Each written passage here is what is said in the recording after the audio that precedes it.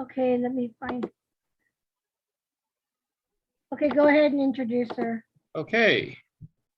Our keynote speaker this evening is Theresa Flynn. Theresa has been a Toastmaster in corporate, community, and specialty clubs, earning leadership and education awards, including her DTM in 2016. Whether in conversation in our clubs or professionally, our audience listens to us with complete set of biases. Are they really understanding what you are sharing? Or are they overlaying material with their perceptions and opinions? Theresa Flynn has delivered speeches in a variety of clubs, district events, and even a funeral. But there have been times where her message isn't wholly received, wasn't wholly received as was intended. Working toward delivering this message more carefully as well as being mindful of the audience are both the key. Please help me welcome Theresa Flynn. Are you being heard? Overcoming your audience's biases. Please help me welcome our keynote speaker, Theresa Flynn. Good evening. Hi, my name is Theresa Flynn. I'm from Wisconsin. I have a degree in economics from the University of Wisconsin-Milwaukee. And from that experience, I've had the chance to play with a lot of data and to find out different ways that bias creeps in when we're telling our audiences important messages. So what is bias? I mean, we hear about it all the time. It's the media is biased, that person is biased. What is bias? Bias means that somebody is allowing their opinions, maybe what other people are telling them without any actual fact backup, their experiences, and they're considering those things to be more important than information that's delivered as fact from research or from very trustworthy different opportunities. So with bias, you have the chance that your audience already has a preconceived notion out there about exactly what they think that your message should be, whether that's what you're trying to deliver or not. And it's important for us to consider how to overcome bias. So as I mentioned, bias tends to give us the framing that our opinion is just as important as fact. And in this diagram, you can see, even if it's a perception, a specific angle of how you're seeing things, by communicating, there's a good chance that those two different perceptions would be able to figure out exactly what's going on. So it takes a lot of respect, it takes a lot of time, it takes a lot of effort. And I'm not going to get into that tonight. Tonight, I'm going to get into just a little bit about exactly what bias is. So a zillion years ago was the first time I heard about what bias is. I was in home economics class back in high school a zillion years ago.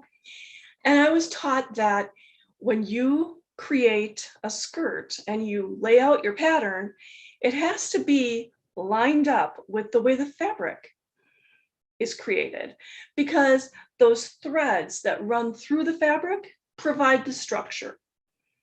Now, if you've got a really unusual production of fabric and it's a really wide chunk of fabric, you can sometimes do the perpendicular, the weft versus the weave, and that will still provide solid structure for your outfit. However, if you screw up and you skew how your pattern is laid out, your outfit isn't going to have that structure. Your outfit is going to sag, it's going to bag, it's going to look funny, it's going to hang poorly. It is not a good look. And that might not be a bad way of comparing what bias is in communication. It's not a good look. So one other concept to think about with bias is confirmation bias. It's really common. And what it means is that people are going to put a lot more emphasis in what they believe is true versus any other information coming their way. So what will happen is information will be offered and they'll ignore it. However, some other opinions or statements that aren't supported by fact might also be offered. And if it agrees with what is going on in that person's perception, they're going to latch onto it. It's not an ideal situation, obviously. What we can do as communicators is make sure that as we're finding our facts, that we're able to present where they came from, and we're able to share how these are really common statements based on if it's a scientific study, if it's well-known based in different organizations that have been around forever, if it's offered through a reasonable news site. All of these different ways are ways to support the information that you're presenting. So let's take a step back, perhaps. When you're getting ready to present information, your primary research, your earliest research, might just end up being Google. You want to get an idea of where some material is. You want to make sure that there's information out there to support you. So sure, let's go to Google. And you type in a statement, you type in your thesis. Seafood helps you lose weight. Well, Google takes that statement and finds the material that supports that statement. It's literally often looking to match that thread of words in the material it's looking for. So that means that we are more likely to find stuff and material that emphasizes what we've already got in our heads.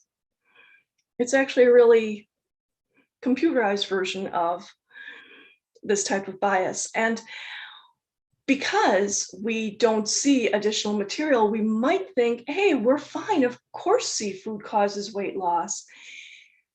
When you're doing your preliminary research, possibly try using a nice open-ended statement or even a question, because Google can figure out questions. Does seafood help weight loss?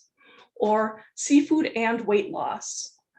And perhaps you're going to find a wider variety of resources that might give you a wider variety of information about your topic. It's not just going to be that echo chamber. It's going to be a wider variety of studies, pages, and information that you can go through and determine, is this the material I want to use to support my discussion?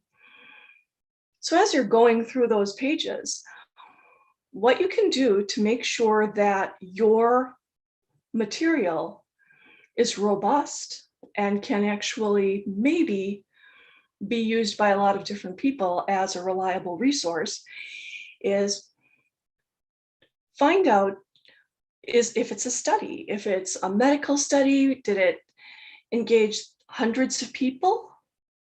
If it's research, did it last for a while? Is it from a reputable firm or company? You know, Mayo Clinic, a university, Harvard, whatever. Or is it sponsored by the seafood industry? Follow the money. Is it a fifth grader's science project? And his population is just his family. So be critical about what you see on the internet. It's a joke out there that I saw it on the internet, it must be true. Be critical about what resources you're using when you are preparing material that you want to deliver to your audience. So you've got all this really great material, you've got information, you found out that some of the information you were thinking of didn't quite align with what you thought originally, but you're open-minded, you're attacking your own biases, and you are ready to get ready for that communication. Well, the next thing you can worry about is making sure about what kind of language you're using. Because even though in our manuals and in our projects, it even says things like, don't use technical jargon. Well, we know that, but what is technical jargon? When we're speaking about something specific, if I walked into a room and started talking about deoxyribonucleic acid, and it said DNA on the board behind me, people would figure out what I'm talking about, even though they don't have molecular science degrees. On the other hand, the list of words that I have on this other slide indicate that words that are used every day by normal human beings have additional definitions. And sometimes if a scientist is speaking or writing a summary in their thesis, it's possible that some of those words are being used in a way that normal people might not hear often.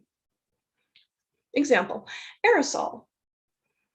Most people think of aerosols as, something to do with the spray can. You have to actually take action to get the stuff dispersed. It's an aerosol spray can like Aquanet.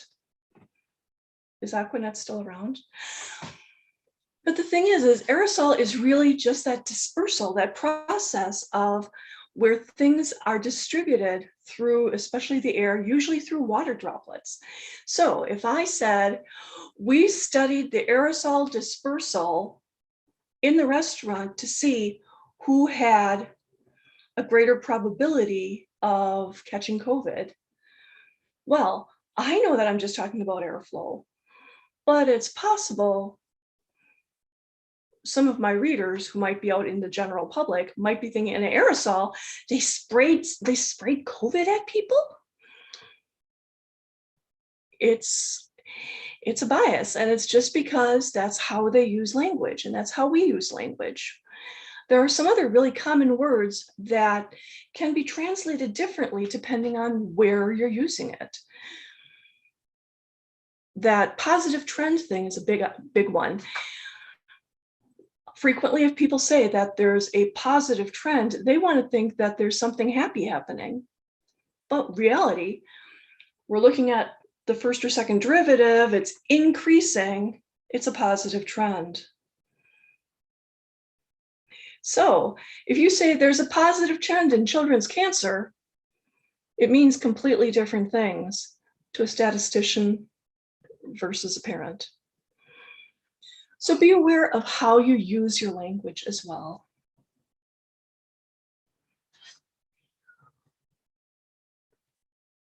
One additional concern that we can all consider is what confirmation bias can do as far as making sure that our thesis is accurate. I mean, okay, confirmation bias means that you're only counting the material that supports the existing opinion, right? And specifically, okay, I went as confirmation bias for Halloween one year. It wasn't easy. I dressed up in a suit and I walked into the party, and the first person said, "You're a lawyer." And I said, "Yes." Walked a little bit further. The next person said, "You're a CEO." "Yes." And the next person actually knew me and said, "You're recycling that devil's advocate suit from last year, aren't you?" "Yes," because I'm just confirming their opinion. When you find material that only confirms your opinion, be a little cynical. Make sure that you're asking those good questions, even in Google. Make sure you're not discarding all of the stuff that conflicts with what you believe already, just because you don't want it to. There are lots of different ways to double check what material you're using versus what material you're getting rid of. One tool that you can use is a chart sort of like this. Now, this specific one is from a media corporation. There's a couple that are from different universities. They get updated every 6 months to a year. And it shows different types of biases that exist in different chunks of media. So especially if you're looking to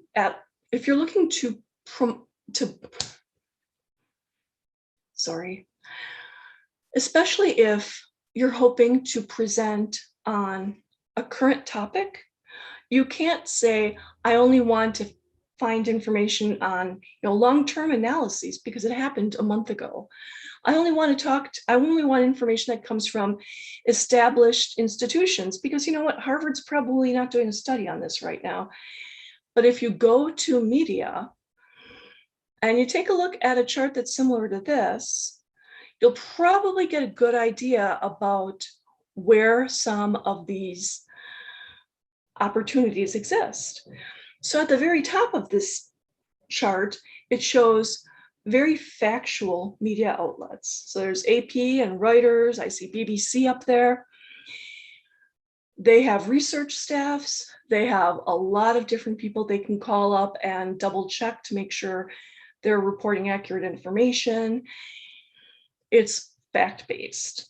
They also have an error space. If there's something that they need to call your attention to that they didn't report accurately, they come through and apologize and give you the accurate information.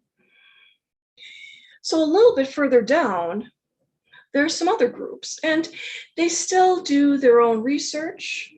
Sometimes they promote specific stories in a specific way. If you find a story off towards one of the sides a little bit in that top third, it might not be a bad idea to double check if you can find the same topic on the other side. It'll give you a broader perspective of what's going on, and it might give you some more questions to research before you present. The stuff near the bottom, it even says, contains misleading information. They're very skewed, partisan, and biased. And while they're really good for jokes, frankly, I wouldn't consider it important to use any of those as a resource. Of course, there's actual other formats that information can come in. If you're on YouTube and you're listening to something, be critical again about them too. If it's the Harvard channel of YouTube, you've probably got a good chance of finding really solid information. If it's some lady who runs a teeny tiny store, maybe not an expert in international politics. So one way to overcome bias in communication is to present good, solid evidence in a respectful manner. You offer it, like a good evaluation. Eventually, being able to offer that information and share that it came from a reliable source that has been around for a while, it's been researched, here are all the people that have been in it, all this other information. It's all you can do. Eventually, at some point, there's a good chance that you'll be able to sit down and share perspectives with other people who don't have the same perspective you have. And by sitting down and communicating one-on-one, that's a great way to eliminate bias. But until then, try avoiding those pitfalls of language, thesis, and resource. Thank you. Hey!